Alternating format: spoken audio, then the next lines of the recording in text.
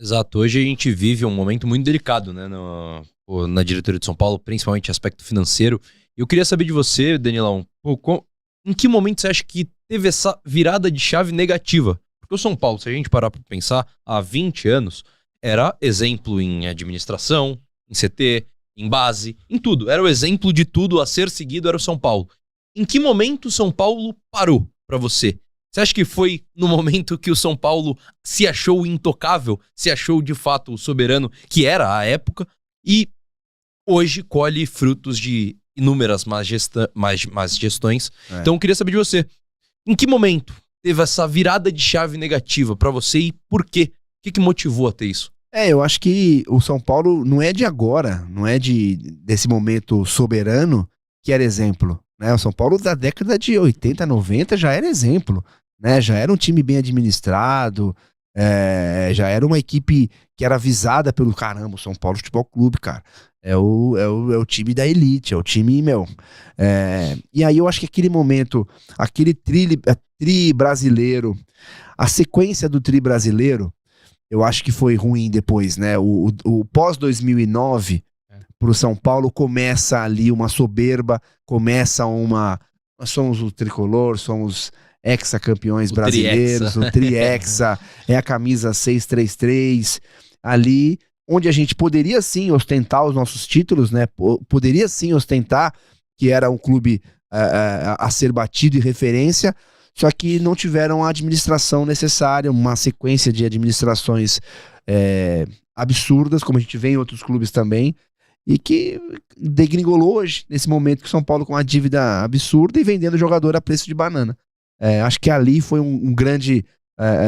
onde começou a caída ali nessa questão de administração de São Paulo. Vou até fazer as vezes do Gabriel aqui, que ele pergunta isso sempre, é um grande debate que a gente tem, né? E a gente sempre pergunta para os convidados aqui, até para provocar esse debate, né? Se a SAF é o caminho. Porque a gente vê exemplos bons e ruins. Sim. Tem empresas que faliram, né? Então, né?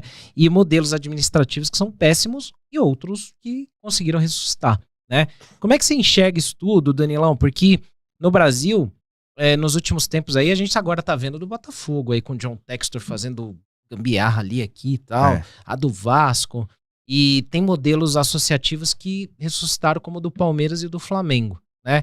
Mas SAF seria o caminho para o São Paulo sair dessa... Você tem o Bahia, por exemplo, do Grupo City, né? Um exemplo, que para mim é um exemplo muito positivo e regular, né? Tá sendo muito regular ali, tá mantendo, ao contrário do Botafogo, que teve um pico e agora você vê, caramba, pra onde vai esse Botafogo? Vai voltar o que era? Eles vão conseguir manter? Eu acho que times como o São Paulo, gigantescos assim, eu acho que tem possibilidades de não precisar da SAF, sabe? O São Paulo é muito grande, cara. Só que precisa de uma administração mais interessante, né? Estamos num momento de venda de jogadores jovens por preços mais baratos, estamos. Mas a gente não pode renovar um contrato de um lateral como o Cédric Soares por 3 anos, né? Que chegou para ficar 3 meses, fez teve um bom momento. Você não pode dar 3 anos pro cara. Você não pode renovar um contrato de um Jandrei, goleiro reserva, por 300 mil reais, sabe? Então, esse é o meu medo, meu problema com o São Paulo, né? Tudo bem, vendeu. A gente entende que tem que vender o Lucas Ferreira. Só que, e o resto? Né? E essas renovações de contrato absurdas que eles têm feito? Eu acho, pro São Paulo, eu acho que o São Paulo ainda não precisa da SAF. Eu acho que ainda não seria o momento. Acho que ainda precisamos ter paciência. Alguns anos aí, não é de uma hora para outra, que você paga as dívidas, que você equaliza as contas. Só que também não adianta os caras fazerem o que estão fazendo. Não adianta os caras renovar contrato de 3 anos com um jogador que tá em fim de carreira. Entendeu? Que tá no final da carreira. Então, se for assim, aí vai ter que partir pra uma SAF. Aí não tem jeito. Mas se tiver uma administração correta, aí dá pro São Paulo usar outros exemplos aí do futebol e conseguir equalizar pra se manter sem se tornar uma SAF, que não é a salvação pra todo mundo. Não é, como você falou, tem vários exemplos aí. Daqui a pouco todo mundo virou SAF e só um vai ganhar, mano. Só tem um campeão, não tem essa. E 4 vão cair. E 4 SAFs vão cair. Então não é, tem que virar SAF pra salvar. Não é assim. Se a SAF for mal administrada, dá na mesma. Você vê uma luz no fim do túnel na gestão tradicional, digamos assim, sem ser na SAF? Porque a gente vê, por exemplo, acho que o exemplo principal de um clube que era quase falido e hoje é um fenômeno, que é o Flamengo. Com o Bandeira de Melo, conseguiram equalizar as contas e hoje colhem os frutos tendo um elenco de padrão europeu. Mas você vê uma luz no fim do túnel, você acha que o São Paulo consegue? Hoje eu consigo não cravar, mas apostar um pouco das minhas fichas que o São Paulo consegue se manter ou virar esse jogo numa gestão tradicional. A gente tem exemplos aí, você acabou de falar do Flamengo. O Palmeiras é um exemplo. O Palmeiras era um time também que tava, quase no tri rebaixado. Quase no tri rebaixamento, cara. Um time que foi 2 vezes rebaixado.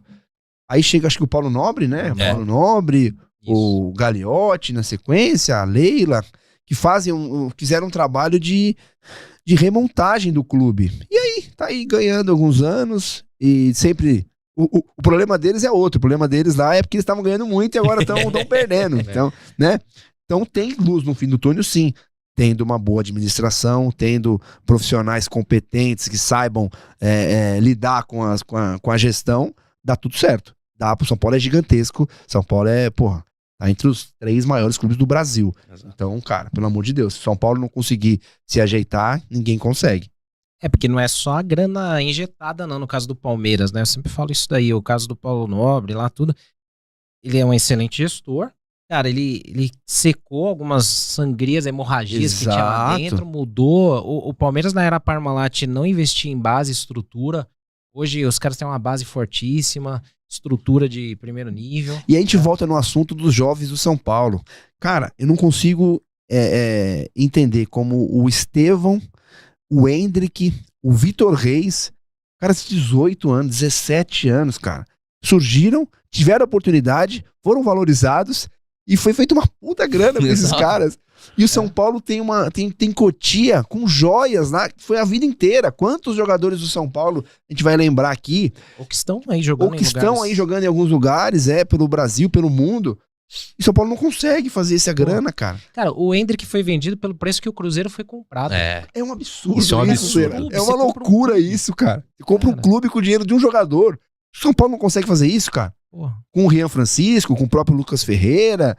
Teve o David Neres, teve o Luiz Araújo, teve Lucas, teve Kaká, Militão. Quantos caras aí surgiram e podia ter feito muito mais grana pro São Paulo. Pois é. Gestão, né? Gestão. Tem que ter, né?